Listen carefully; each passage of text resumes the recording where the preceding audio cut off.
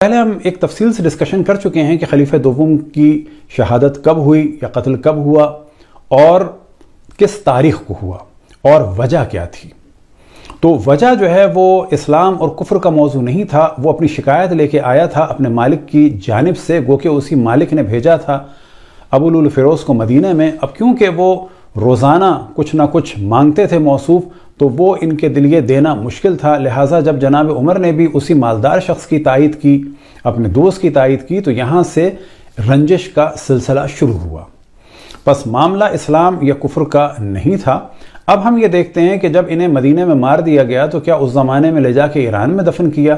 ہاں، ایران میں جو قبر ہے کاشان میں، وہ کسی ایک شخص کی یا کسی درویش کی ہے کہ جن کا نام شجاع الدین تھا اور یا پھر نام ابو لؤلؤ تھا۔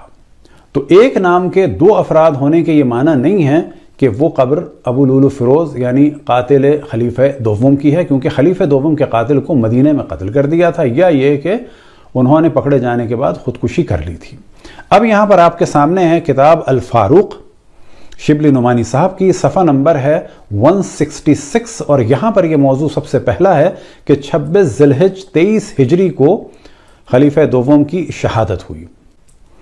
اور اگر شکایت اور اس کے بعد روزانہ 2 درہم، یہ گرین سے ہم نے خصوصاً ہائی لائٹ کر دیے ہیں کہ یہاں پر موضوع ڈسکس کیا ہے کہ وہ شکایت لے کے آیا اور کہا کہ مغیرہ بن شعبہ جو ہے مجھ سے 2 درہم ڈیلی لیتا ہے اور یہ میرے لیے مشکل ہے۔ اور جناب عمر نے کہا کہ تم کیا کام کرتے ہو؟ تو اس نے کہا میں نقاش ہوں، یعنی رنگ کا کام کرتا ہوں دیواروں وغیرہ پر، اور اسی طرح سے بڑھئی ہوں اور لوہار ہوں۔ تو انہوں نے کہا کہ یہ تو کوئی بھی بات ایسی نہیں ہے، تم یہ دے سکتے ہو۔ بعض جگہ بیان ہوا کہ ڈیلی 4 درہم لیے جاتے تھے، اور بعض جگہ بیان ہوا کہ 100 درہم لیے جاتے تھے۔ لیکن نیرے سے ہم نے ہائی لائٹ کر دیا ہے کہ جب اس نے حملہ کیا خلیفہ دوم پر تو لوگوں نے پکڑا، اور جب لوگوں نے پکڑا تو اسی دوران اس نے خودکشی کر لی۔ اب آپ کے سامنے ہے تاریخ الخلفاء۔ تاریخ الخلفاء کا پیج نمبر ہے 305، اور یہاں پر بھی یہی والا موضوع ہے۔ حضرت مغیرہ بن شعبہ نے کوفے میں اس پر 100 درہم کا خراج یعنی ٹیکس عائد کیا تھا۔ یہاں مدینے آ کر اس نے حضرت عمر رضی اللہ تعالیٰ عنہ سے حضرت مغیرہ کی شکایت کی کہ انہوں نے مجھ پر بہت بڑا ٹیکس لگا دیا ہے۔ آپ نے فرمایا ٹیکس زیادہ نہیں ہے۔ یہ ٹیکس کا جو معاملہ تھا یہ رنجش کا سبب بنا تھا۔ پھر ہم بتائیں کہ کوئی بھی اسلام یا کفر کا موضوع نہیں تھا۔ اب یہ کہ کتنی عمر تھی اس لڑکے کی، تو یہاں پر واضح ہوتا ہے کہ زہری کہتے ہیں کہ حضرت عمر رضی اللہ تعالی عنہ کا طریقہ کار یہ تھا کہ وہ کسی نابالغ لڑکے کو مدینہ منورہ میں باہر سے داخل نہیں ہونے دیتے تھے۔ ایک بار حاکم کوفہ حضرت مغیرہ بن شعبہ نے کوفے سے آپ کو خط لکھا کہ یہاں ایک بہت ہی ہوشیار اور کاریگر لڑکا موجود ہے، اس کو بہت سے ہنر آتے ہیں، لوہار اور بڑھئی کا کام خوب جانتا ہے، اسی اچھی طرح جانتا ہے، نقاشی بہت عمدہ کرتا ہے۔ اگر آپ اس کو مدینہ میں داخلے کی اجازت دے دیں تو میں اس کو وہاں سے روانہ کر دوں تاکہ وہاں پہنچ کر اہل مدینہ کے کام آ سکے۔ آپ نے اس کو مدینہ میں داخلے کی اجازت دے دی اور لکھ دیا کہ یہاں بھیج دیا جائے۔ تو یہاں سے پتہ چلا کہ اول تو یہ تھا مسلمان۔ اب یہ کہ اندر سے مسلمان تھا یا نہیں تھا، تو یہ بات تو رسول اللہ صلی اللہ علیہ وسلم کے دور میں بھی بہت سارے منافقین تھے، حتیٰ سورہ برات میں بہت واضح بیان ہوا وَمِمَّنْ حَوْلَكُمْ مِنَ الْأَعْرَابِ منافقون، کہ اے میرے حبیب تمہارے ارد گرد جو عرب کے بدو ہیں یہ منافق ہیں۔ وَمِنْ أَهْلِ الْمَدِينَةِ مَرَضُوا عَلَى النِّفَاقِ، اور اہل مدینہ میں ایسے لوگ ہیں جو نفاق میں بہت شدید ہیں۔ تو یہاں پر یہ بات واضح ہے کہ مسلمانوں کے علاوہ کوئی مدینہ میں نہیں آ سکتا تھا، تو بظاہر تو یہ شخص مسلمان تھا۔ اب اگر یہاں پر شک کرنا ہو تو دیکھا جائے گا کہ ایک آدمی کو کیوں بھیجا مغیرہ بن شعبہ نے، تو یہ بھی سوچا جا سکتا ہے کہ ممکن ہے کہ مغیرہ بن شعبہ کا اس میں دخل ہو۔ اب آپ کے سامنے ہے اگلا صفحہ یعنی 306، اور 306 پہ یہاں پر پھر یہی والا موضوع ہے کہ ایک عراقی نے اس پر کپڑا ڈال دیا تاکہ وہ الجھ جائے اور اس کو پکڑ لیا جائے۔ جب ابو لؤلؤ اس کپڑے میں الجھ گیا تو اس نے اسی وقت خودکشی کر لی۔ اب یہاں پر گرین سے ہم نے ہائی لائٹ کیا ہے کہ روزانہ 4 درہم جو ہے وہ مغیرہ اس سے لیتے تھے، اور یہی چیز رنجش کا سبب بنی۔ اب یہاں پر گو کہ موضوع نہیں ہے، اور پیج نمبر 310 میں ان کی شہادت کی تاریخ ہے کہ 26 ذی الحجہ کو جناب عمر کو شہید کیا گیا تھا۔ تاریخ خلفاء اب آپ کے سامنے عربی میں ہے، اور یہاں پر بھی یہ ہے وَأَلْقَى عَلَيْهِ رَجُلٌ مِّنْ أَهْلِ الْعِرَاقِ صَوْبًا، کہ اہل عراق میں سے شخص نے اس پر کپڑا ڈالا، جب وہ उलझ गया तो क्या हुआ, क़तल नफ्सहू, उसने अपने आप को कत्ल कर दिया। अब उसके बाद यह है सुम्मा नहर नफ्सहू बिखंजरिही फमाता, कि अबू लुलु फिरोज ने खुदकुशी कर ली और वो मर गया। अब आपके सामने किताब तबक़ात इब्न साद की और जुज़ नंबर है 3, और यहाँ पर यह मौजू है कि जब अबू लुलु, अब ये जहन में रहे कि अबू लुलु ने जो हमला किया तो तारीख़ में बयान हुआ कि वो मदीने में था, यही इस्लाम के लिए काफ़ी है। अब अंदर से कुछ भी हो, बाकायदा वो नमाज़ पढ़ता था और बच्ची भी जो है वो इस्लाम का ही इद्दिया करती थी और उसको मुसलमान ही समझा जाता था। अब ये जब मस्जिद में आता जाता था, अगर ये मुसलमान ना होता तो इसको आने ना दिया जाता। तो जिस वक्त लम्मा तोहना उमर हरब अबू लुलु, के जब मारा जनाब उमर को खंजर से अबू लुलु ने, तो फिर वो भागा। वजअल उमर युनादी अल-कल्ब अल-कल्ब, और जनाब उमर जो हैं उस वक्त पुकार रहे थे कुत्ता कुत्ता कह के इसको।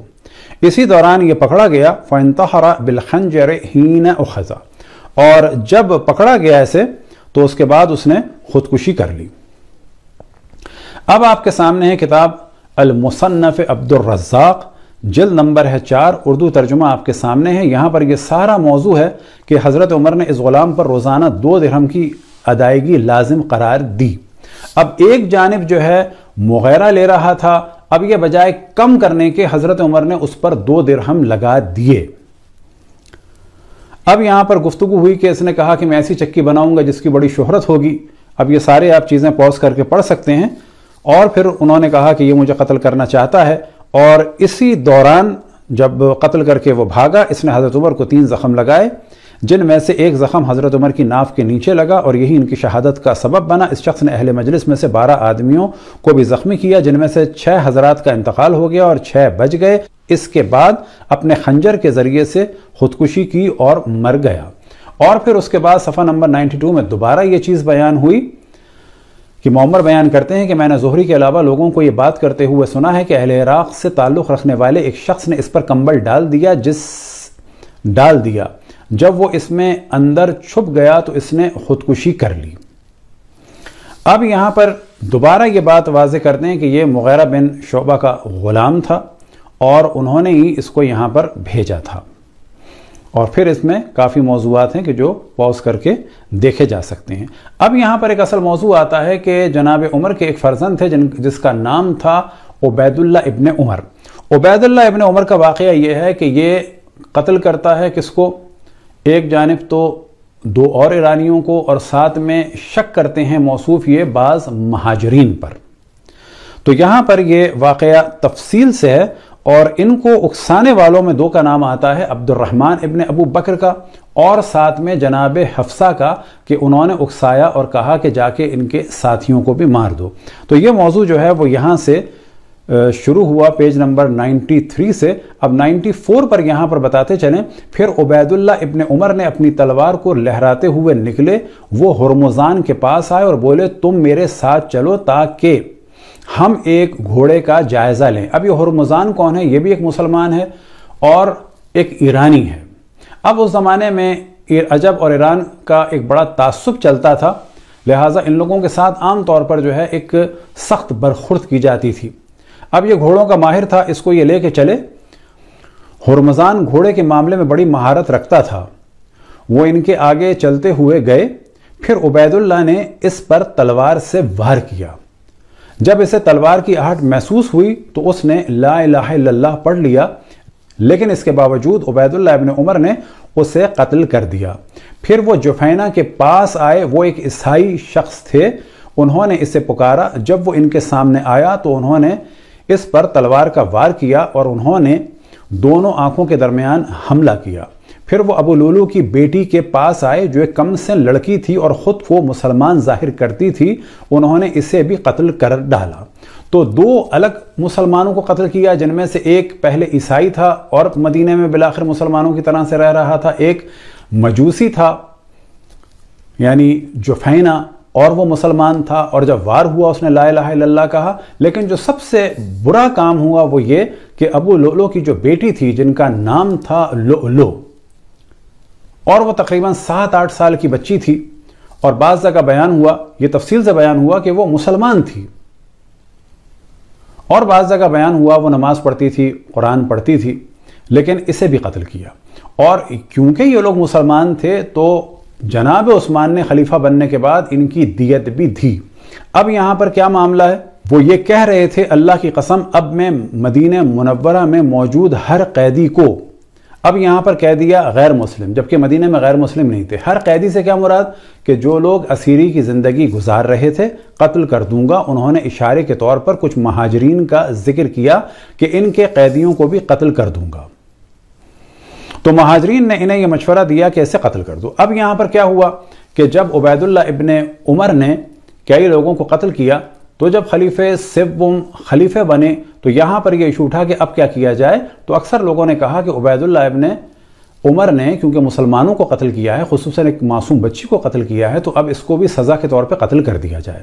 مولا امیر المومنین کا بھی یہی مشورہ تھا، لیکن کچھ لوگوں نے ٹوکا، اور ٹوکنے کی وجہ یہ تھی کہ کل تک باپ مارا گیا ہے، آج بیٹا مارا جائے، یہ مناسب نہیں ہے، اور یہی مشورہ خلیفہ سوم کو اچھا لگا، ان کی بھی یہی رائے تھی، اور نتیجہ یہ ہوا کہ انہوں نے کہا کہ میں دیت ادا کر دوں گا، یعنی بیت المال سے دیت ادا کر دی گئی، اور بیت المال سے دیت ادا کی جائے یا وہ خود اپنے پاس سے دیت ادا کریں، اس کے معنی یہ ہیں کہ ان کے نزدیک اور مدینے والوں نے جب قصاص طلب کیا، اور خصوصاً مولا امیر المومنین علیہ السلام نے جب قصاص طلب کیا، تو اس کے معنی یہ ہیں کہ وہ ان تینوں کو مسلمان ہی سمجھتے تھے، اور عبید اللہ ابن عمر کو قاتل سمجھتے تھے اور ظالم سمجھتے تھے اور مستحق سمجھتے تھے کہ اس کو بھی قتل کے جرم میں قتل کیا جائے۔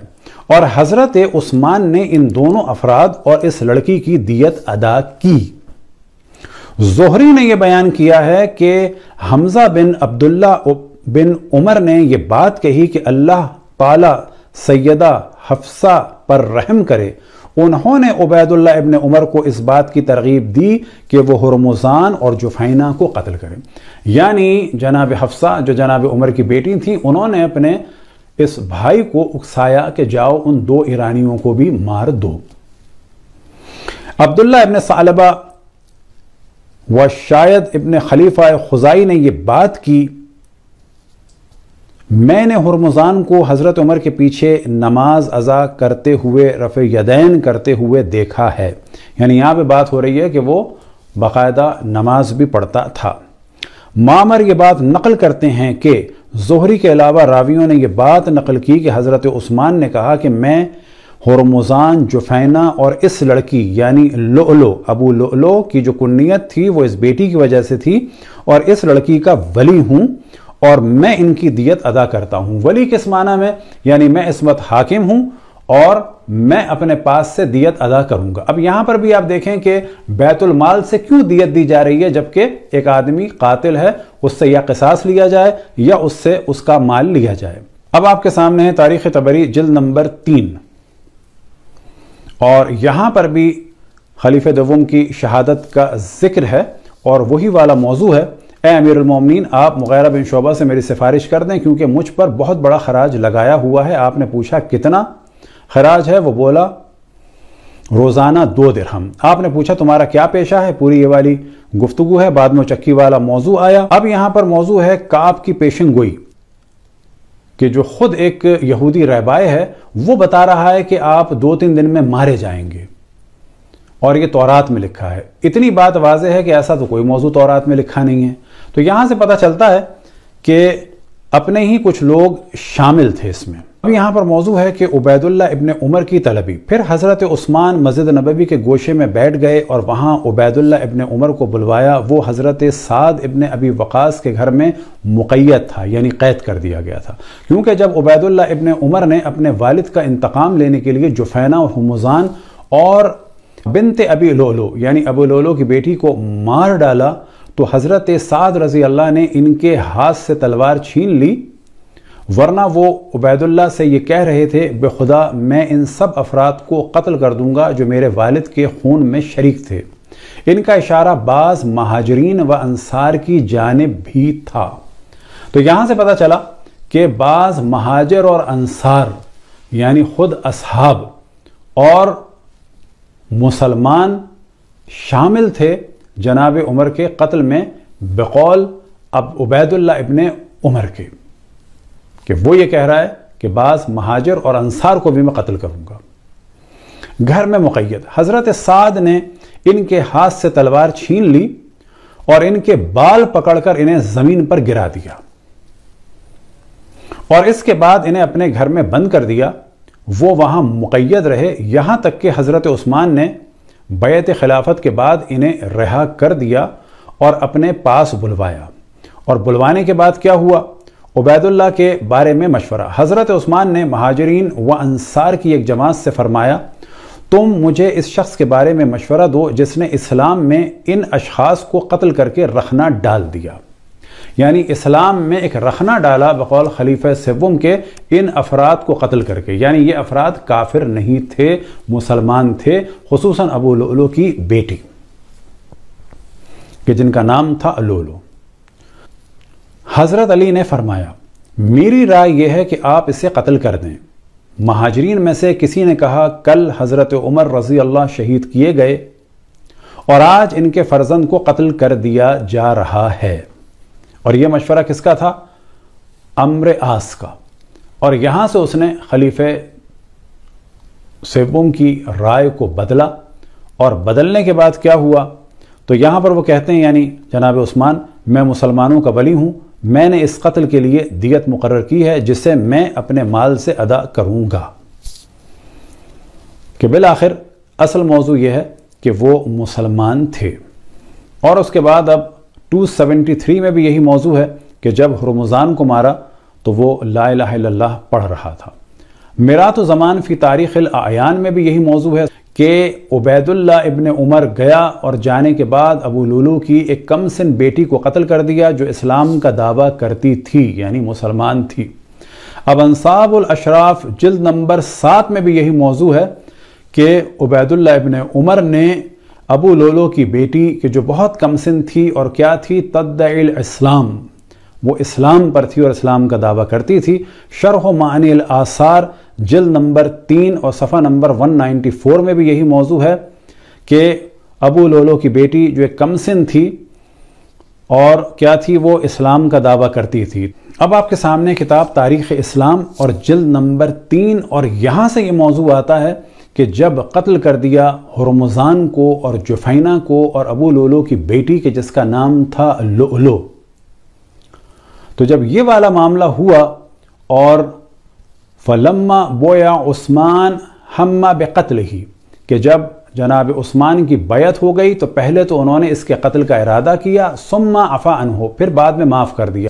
وَكَانَ قَدْ أَشَارَ عَلِيٌّ عَلَى عثمان بقتلہ، کہ مولا امیر المومنین جو ہے وہ کہتے تھے جناب عثمان سے کہ اسے قتل کر دیا جائے۔ فلما بویع، جب بیعت کی گئی مولا امیر المومنین کی تو کیا ہوا؟ ذهب عبید اللہ حاربا منہ الى الشام، تو پھر عبید اللہ بھاگ کے شام چلا گیا، اور یہ عبداللہ ابن عمر پھر معاویہ کے پاس رہا یہاں تک کہ یہ جنگ میں مولا امیر المومنین کے مقابلے میں آیا اور صفین میں مارا گیا۔ وَيُقَالُ قَتَلَهُ عمار ابن یاسر وقیل رجل من حمدان، کہ کہا جاتا ہے کہ عمار یاسر نے یا حمدان کے کسی ایک فرد نے قتل کیا۔ اور اسی کتاب میں ایک موضوع آتا ہے اور وہ یہ ہے کہ اس کی ماں کا نام تھا ام کلثوم الخزائیہ۔ تو جناب عمر کی کئی بیویاں تھیں کہ جن کے نام تھے ام کلثوم، اور یہ جو کنفیوژن ہے اس کا ایک سبب یہ بھی ہے، اور یہاں سے یہ موضوع دوبارہ آگے ڈسکس کرتے ہیں کہ جو اسی کے بالکل نیچے بیان ہوا ہے کہ بعد میں یہ بھاگا معاویہ کے پاس اور اس کے بعد صفین میں مارا گیا۔